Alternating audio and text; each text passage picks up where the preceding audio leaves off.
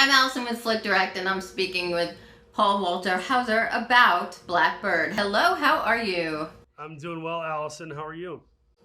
I'm good. So, how much research did you do about Larry Hall and his interactions with James Keene?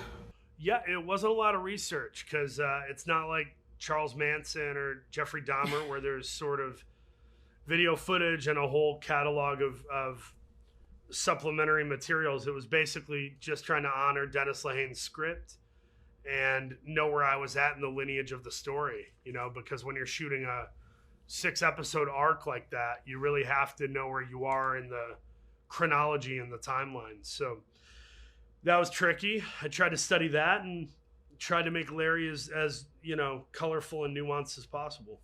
So colorful and nuanced, but yet someone who kind of blends in with the crowd in a sense, because he wouldn't want to necessarily stand out. So how do you create that balance?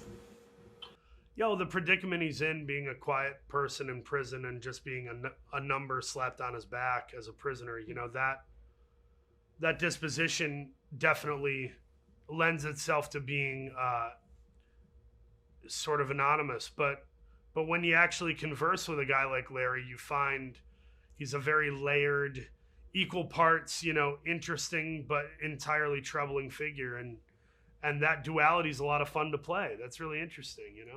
Absolutely, and it makes more depth for the character. Yeah.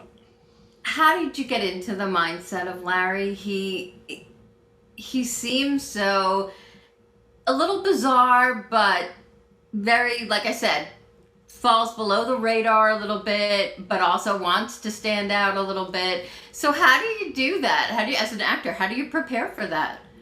I think it's all in the writing. The writing informs everything I do. And that's sort of the blueprint. That's the Bible with which to kind of operate in that world.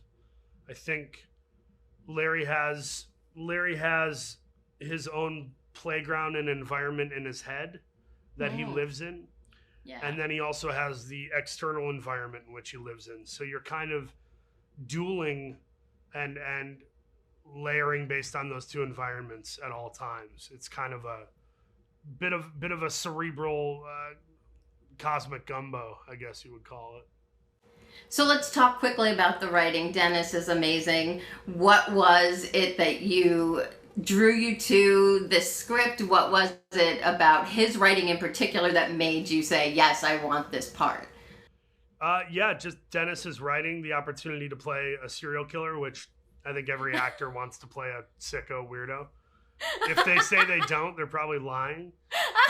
It's a showy role too, actors, these people, we all want attention, like you're doing a showy type of role with great writing and a class act like Taron Egerton across the table from you. Yeah. So it's a pretty cush creative environment to walk into. I felt like I was set up to succeed for sure. Yeah, absolutely. So I want to thank you for your time. I loved the show so far. I haven't seen all of the episodes, but I will get to the rest of them because I'm so excited. It keeps building for me. So thank you. You did a great job. Nice to meet you. Thank you.